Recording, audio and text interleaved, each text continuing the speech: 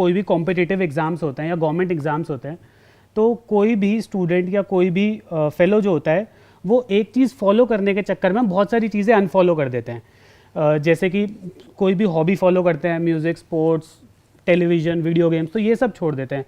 तो इस बीच वो जो फेलो स्टूडेंट है वो लाइफ का बैलेंस यहाँ पे लूज़ करना शुरू कर देता है। तो उनको हम क्या चीज़ बता सकते हैं कि उनको इस चीज़ में हेल्प मिले?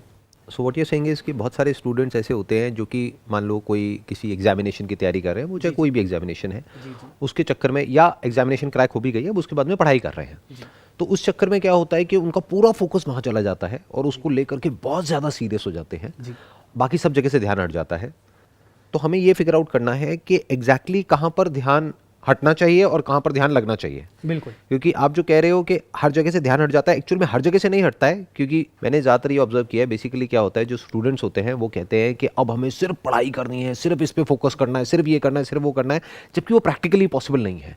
ये बिल्कुल ऐसा है कहना कि भाई मुझे सिर्फ इस कमरे में ही रहना है और यहाँ से बाहर नहीं निकलना है, ये है वो है, और प्लस मेरा माइंड भी स्टेबल रहना चाहिए। दोनों काम एक साथ नहीं हो सकते, दोनों में से एक ही काम हो सकता है ना, या तो आप कमरे में रह सकते हो या आपका माइंड स्टेबल रह सकता है या बैलेंस रह सकता है लाइफ में। सो अब यहाँ पर जो समझने वाली बात है वो ये है कि excess of everything is bad. तो जो एक प्री कंसीव नोशन है ना बहुत सारे लोगों का, वो क्या होता है कि मेरे को सिर्फ और सिर्फ यही करना है, बाकी कुछ भी नहीं करना है। अब वो एक्सट्रीम में जा रहे हैं, तो जब एक्सट्रीम में पढ़ाई करेंगे और बॉडी रिवोल्ट करेगी अंदर ही अंदर, तब वो एक्सट्रीम में इंडल्ज भी हो जाएंगे। अब उनको वो जो एक्सट्रीम स्ट्रेस हुआ उसको कोप अप करने के लिए या तो एक्सट्रीम कुछ चाहिए, या तो ड्रग्स चाहिए या अल्कोहल चाहिए या सिगरेट चाहिए या ये चाहिए वो चाहिए, जो भी ये सब एडिक्शंस हैं, उस सब की जड़ क्या है कि वो एक्सट्रीम में किसी ऐसे काम में इंडल्ज हो गए हैं जो उनको करना पसंद नहीं है, लेकिन उनको लगता है कि मेरे फ्यूचर के लिए बहुत अच्छा है तो मुझे करना पड़ेगा। सो अब यहां पर समझने वाली बात क्या है कि कुछ चीजें हैं जिसको कभी नहीं छोड़ना चाहिए लाइफ में, कभी मतलब कभी नहीं। चाहे आप कोई भी एंट्रेंस की तैयारी कर रहे हो, चाहे आप कोई पढ़ाई कर रहे हो, चाहे जॉब कर रहे हो, चाहे बिजनेस कर रहे हो, चाहे शादी हुई है चाहे नहीं हुई है, वो क्या है, अपनी हॉबीज या जिससे माइंड को रिलीफ मिलता है, मे बी अच्छी चीज़ वो।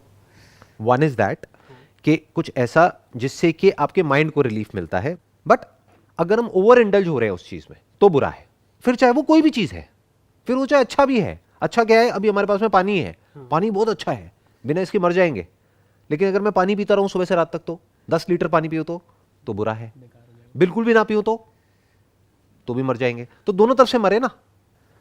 सो अब समझना क्या है कि कुछ भी बुरा नहीं है लिमिट में, नंबर 1। नंबर 2, जो भी आप पढ़ाई कर रहे हैं या जो भी तैयारी कर रहे हैं, जो भी कुछ कर रहे हैं, जो भी काम कर रहे हैं, उसके साथ में कुछ है जिसको बिल्कुल नहीं छोड़ना है, वो क्या है, फिजिकल एक्टिविटी। हाँ, मोस्ट इंपॉर्टेंट। बाकी सब कुछ छोड़ दो, लेकिन फिजिकल एक्टिविटी कभी नहीं छोड़नी मरते दम तक। जहां आपने वो छोड़ी, आप समझ जाओ आप डीके होना शुरू हो गए। अब कुछ ऐसी गड़बड़ हो रही है जिसके आगे आप चाहे जो मर्जी अचीव कर लो, सब बेकार है।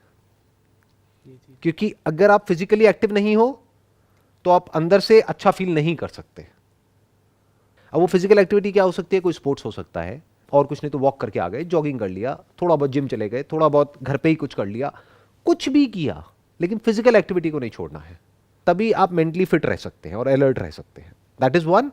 एंड दूसरा जो आपने कहा था कि अपनी कोई ना कोई हॉबी या पैशन, कुछ ना कुछ ऐसा जो करके आपका माइंड रिलैक्स हो जाता है और जहां पर एक्चुअल में आप कुछ नया सीख रहे हो, तो बेटर ऑप्शन क्या है कि कुछ ऐसा करो, मान लो पेंटिंग हो गया, डांसिंग हो गया, सिंगिंग हो गया, ये हो गया, वो हो गया, या दोस्तों के साथ में घूमना फिरना हो गया, मूवी देखना हो गया, कोई भी ऐसा काम करो जो एडिक्टिव ना हो, मतलब जो आपको फंसाए ना एक बॉक्स में ले जा करके।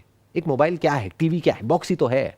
बॉक्स से बाहर निकलो ना, बिल्कुल, कमरे से बाहर निकलो। ये नहीं कि घर के अंदर बैठे हुए हो और पढ़े चले जा रहे हो, पढ़े चले जा रहे हो। अरे बीच बीच में बाहर निकलो, बैलेंस बनाओ कि अगर आपने 1-2 घंटे पढ़ाई करी तो 1-2 घंटे के लिए किसी ऐसी जगह पे जाकर के बैठ गए जहां पर आप जरूरी नहीं है कुछ कर रहे हो, बट माइंड आपका रिलैक्स हो गया। मान लो बारिश हो रही है, बस बैठ करके आराम से बारिश को देख रहे हो, ब्रेक ले लिया ना। तो ये दोनों चीजें हमको आनी चाहिए, एक कि कैसे अपने ध्यान को एक जगह पे लगाना है, दूसरा कैसे अपने ध्यान को उस जगह से हटाना है। ये दोनों इंपॉर्टेंट है। हटाना मतलब रिलैक्सेशन, जैसे नींद। हाँ बिल्कुल, हाँ नींद सो के भी नींद का मतलब क्या है कि हर जगह से ध्यान हट गया, उसी को तो नींद कहते हैं। हाँ बिल्कुल, हाँ वो नींद आती तभी है जब दिमाग में कुछ चल ना रहा हो। Right. कुछ चलेगा तो नहीं आएगी नींद। राइट। यहां तक कि आप सोने की कोशिश करोगे तभी नींद नहीं आएगी। हाँ जब कुछ नहीं कर रहे होगे तो नींद आ जाएगी। और एक जगह मैंने पढ़ा था कि सोने से क्या होता है, नींद में ही सबसे ज़्यादा बॉडी रिकवर करती है। नींद इतनी ज़रूरी है जिसकी कोई हद नहीं है। अगर आपकी नींद डिस्टर्ब हो गई ना तो आपकी पूरी की पूरी बॉडी डिस्टर्ब हो जाएगी। नींद आनी चाहिए। जब मैं सीए कर रहा था तो मतलब विद गॉड ग्रेस मुझे कुछ चीज़ें पता थी, कुछ चीज़ें करनी है नहीं करनी है। मैं खुद को प्रेज नहीं करूँगा, बट जैसे शुरू में बोलते थे सीए बहुत डिफिकल्ट है, मैंने वो चीज़ मानने से मना कर दिया। जब हम आर्टिकलशिप करते हैं तो 3 साल, मैं इसी का स्पेसिफिक एग्जांपल दे रहा हूँ क्योंकि मैंने यही किया है, तो 3 साल की आर्टिकलशिप होती है। तो स्टूडेंट्स कहते थे आप पहले साल से पढ़ना मत शुरू करो, तीसरे साल से पढ़ना शुरू करो। तो नेचुरली हमने देखा है कि वो सीए फिर 3-4 अटैम्प्ट बाद क्लियर होते हैं। हमने ये देखा है 12-12 घंटे पढ़ाई करनी पड़ती है, जो हम सुनते हैं। अभी मैंने पढ़ा था कुछ कि 45 डेज एक लड़की लॉक इन रही रूम में और उसका एग्ज़ाम क्लियर हो गया। अब ये चीज़ सुन के तो ठीक लगा, क्लियर हो गया, बट मेरे को पर्सनली ये चीज़ ठीक नहीं लगी कि इससे मैसेज बहुत गलत जा रहा है हमारे यूथ के लिए कि 12 घंटे पढ़ाई करके तुम क्लियर कर लोगे, सब कुछ छोड़ के कर लोगे। ये ना अंदर से मेरा मतलब ये चीज़ें ना मतलब खा रही हैं अंदर से कि यार ये चीज़ें सर्कुलेट नहीं होनी चाहिए। पहली चीज़ हम कंट्रोल नहीं कर सकते, बट वो यूथ पे हम कैसे मैसेज पहुँचाएं कि यार ये चीज़ें तुम्हें पता होनी चाहिए, क्या चीज़ को फॉलो करना है, क्या चीज़ नहीं करनी है फॉलो। इसका सिंपल सा एक वर्ड में अगर मैं आंसर दूं जो भी अभी आपने कहा है, दैट इज मॉडरेशन। मतलब हर चीज लिमिट में करनी है। जैसे अभी हमने पानी की बात करी जी, पानी ना ज़्यादा पीना है ना कम पीना है। और ये अगर किसी एक दो ने कर भी लिया है कि अपने आप को कमरे में लॉक कर दिया 2 महीने के लिए, 2 महीने क्यों, फिर तो 2 साल के लिए लॉक करो। हाँ और कोई बड़ा एग्जामिनेशन क्रैक करो। यहाँ से तो फिर भी आपको निकल करके मानो 50-60 हज़ार लाख रुपए की जॉब मिलेगी। हाँ हाँ करना ही है तो अपने आप को 2 साल के लिए लॉक करो और फिर कोई ऐसी जॉब मिलेगी आपको जहां से कि आपको 10 लाख रुपए महीना मिलेगा। बट अपने आप से क्वेश्चन ये पूछना है, अगर कोई इंसान थोड़ा सा भी समझदार है, कि उससे हो क्या जाएगा। उस 2 साल में आप कुछ ऐसा गंवा दोगे क्योंकि आपकी आदतें, आपका बिहेवियर, आपकी हैबिट्स, आपका लाइफस्टाइल सब कुछ बदल जाएगा उस 2 साल में। या 2 साल भी छोड़ो, 1-2 महीने में। एक हैबिट को बनने में 21 दिन लगते हैं। बिल्कुल।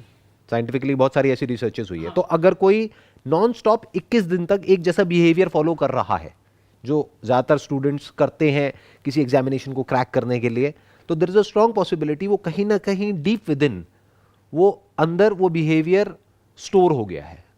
वो रिपीट होने के चांसेस बहुत बढ़ जाएंगे। फिर कभी ऐसा कोई मौका आएगा, फिर से वो बिहेवियर रिपीट होगा। तो ये अच्छा नहीं है आपकी बॉडी के लिए। आपको हमेशा रास्ता ये निकालना है, जो मैं हमेशा बोलता हूँ अपने सेशंस में, आसान है। तो दिमाग ये लगाना है कि कैसे मुश्किल काम को आसान बनाना है। उसी को इंसान बोलते हैं, उसी को स्मार्ट वर्क बोलते हैं। हाँ लोग क्या करते हैं, आसान से आसान काम को भी मुश्किल बना देते हैं और फिर बोलते हैं कि देखो मैंने कितना मुश्किल काम अचीव किया और कितनी मुश्किल से अचीव किया, इसलिए देखो मैं कितना पावरफुल हूं, और उनको इसमें मजा आने लग जाता है। ये समझदार तरीका नहीं है लाइफ को जीने का। समझदार तरीका क्या है, आप 1000 काम कर रहे हो लेकिन बिल्कुल रिलैक्स्ड हो, किसी को पता ही नहीं लग रहा, किसी को भनक ही नहीं है। काम सारे हो रहे हैं, आप पे बिल्कुल भी प्रेशर नहीं है, सब चल रहा है। जैसे आज देखो ना, आज क्या डे है, आज ट्यूसडे है आज, है ना। हाँ, ट्यूसडे के दिन हम बैठे हैं यहाँ पर, चाय पी रहे हैं, अपना बात कर रहे हैं, और मेरे ऑफिस में अपना काम चल रहा है, बाकी जो और लोग हैं वो अपना काम कर रहे हैं। सब कुछ आगे से आगे चल रहा है, अपने आप हो रहा है।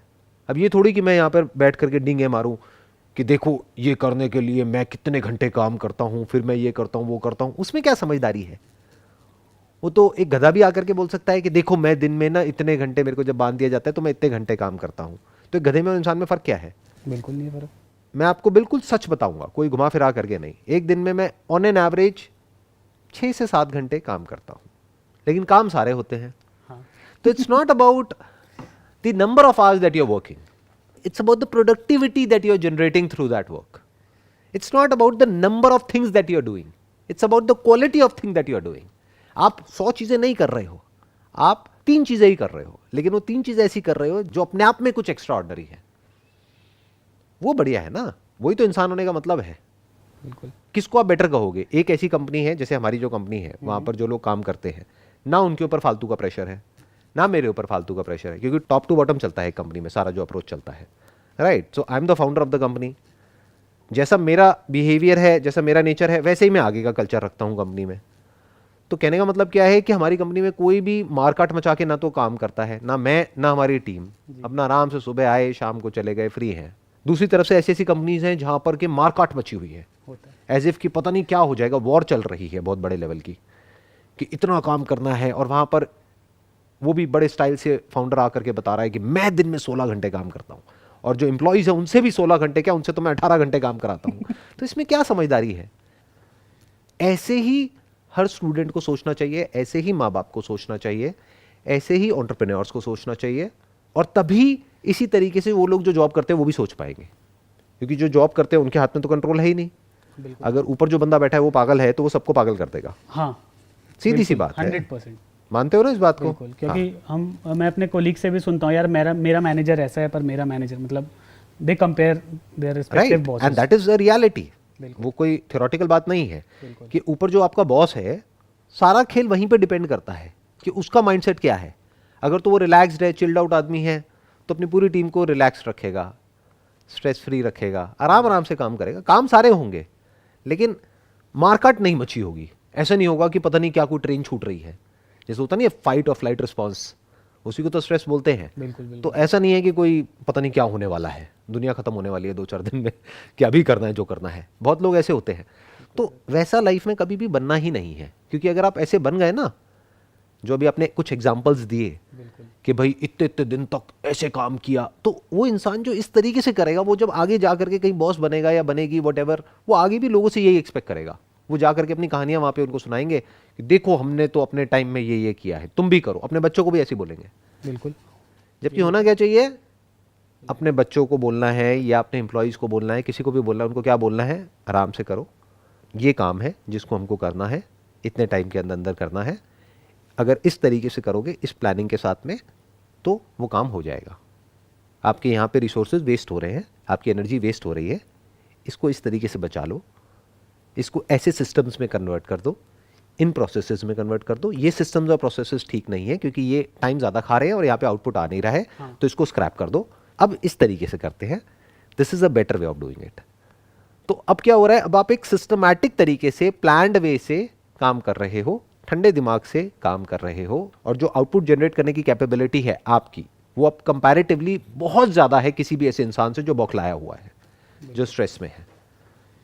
I hope you got all the answers जो भी आपने क्वेश्चंस पूछे उसके। बिल्कुल sir. Wish you all the best. Thank you sir.